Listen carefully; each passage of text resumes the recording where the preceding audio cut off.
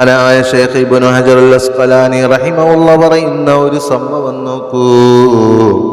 എൻ്റെ ഒരു പിതൃവ്യപുത്രൻ ബഹുദൈവാരാധകരുടെ നാട്ടിൽ അറസ്റ്റ് ചെയ്യപ്പെടുകയാണ്.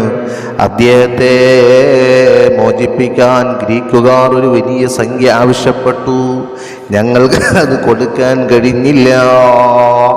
ഞങ്ങൾ ബഹുമാനപ്പെട്ട ബദരീങ്ങളുടെ പേരുകൾ ഒരു പേപ്പറിൽ എഴുതി അദ്ദേഹത്തിന് കൊടുത്തയച്ചു.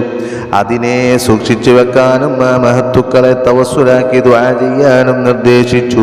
അതിനാൽ പ്രായശ്ചിത്തമില്ലാതെ തന്നെ അല്ലാഹു അദ്ദേഹത്തിന് മോചനം നൽകി. അദ്ദേഹം തിരിച്ചു വന്നപ്പോൾ ഉണ്ടായ സംഭവത്തെക്കുറിച്ച് അന്വേഷിച്ചു. അദ്ദേഹം സംഭവം പറയുന്നു. അസ്മാഉൽ ബദർ എഴുതിയ പ്രസ്തുത കടലാസ് കൈപ്പറ്റിയപ്പോൾ എന്നോട് നിർദ്ദേശിച്ച പ്രകാരം ഞാൻ പ്രവർത്തിച്ചു. അതേ തുടർന്ന് അവർക്കെന്നെ ഒരു അശുഭത്വമായി തോന്നി. അവരെന്നെ വിൽക്കാൻ തീരുമാനിക്കുന്നു. എന്നെ വാങ്ങുന്നവർക്കെല്ലാം ഓരോ തരം മുസീബത്തുകൾ ഭവിക്കാൻ തുടങ്ങി. അങ്ങനെ ഞാൻ വിലയിൽ കുറവുള്ളവനായി മാറി.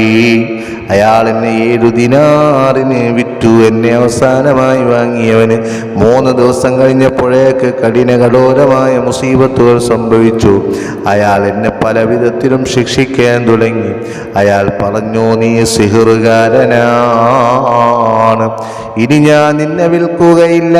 നിന്നെ തൂക്കുമരത്തിൽ കയറ്റി ക്രൂശിക്കാൻ നേർച്ചയാക്കിയിരിക്കുകയാണ്. അയാൾ പിന്നെ കുറച്ചു ദിവസം മാത്രമേ ജീവിച്ചിരുന്നുള്ളൂ. അദ്ദേഹം വാഹനപ്പുറത്ത് സഞ്ചരിക്കുമ്പോൾ വാഹനം അയാളെ താഴോട്ട് തള്ളിയിട്ടു. അയാൾ മുഖം കുത്തി വീണു. വളരെ ദാരുണ്യമായി മരണപ്പെട്ടു. അയാളുടെ മകനും എന്നെ പല വിധത്തിലുള്ള ശിക്ഷകൾക്കും വിധേയനാക്കിക്കൊണ്ടിരുന്നു. എൻ്റെ ഈ സംഭവം ജനങ്ങൾക്കിടയിൽ പ്രസിദ്ധമായി. ജനങ്ങൾ അയാളോട് പറഞ്ഞു, ഈ കള്ളനെ നമ്മുടെ നാട്ടിൽ നിന്നും പുറത്താക്കണം. അങ്ങനെ എന്നെ കൊല്ലാനുള്ള തീരുമാനത്തിൽ നിന്നും അവർ വിട്ടുനിന്നു. പിന്നെ അധികം താമസിച്ചില്ല. 3 ദിവസം കഴിഞ്ഞപ്പോഴേക്ക് ഞെട്ടിപ്പിക്കുന്ന വാർത്തയാണ് പരന്നത്. രാജാവിൻ്റെ കപ്പൽ മുങ്ങി. രാജപുത്രനും ധാരാളം സമ്പത്തും നഷ്ടപ്പെട്ടിരിക്കുന്നു. ഈ വിവരമറിഞ്ഞതിന് ശേഷം റോമക്കാർ രാജാവിനെ സമീപിച്ചു എൻ്റെ കാര്യങ്ങൾ മുഴുവനും വിവരിച്ചു കൊടുത്തു. ഈ മുസ്ലിമായ മനുഷ്യൻ നമ്മുടെ നാട്ടിൽ എന്ന് കാലുകുത്തിയോ അന്നു മുതൽ നാം നാശത്തിലകപ്പെട്ടിരിക്കുകയാണ്.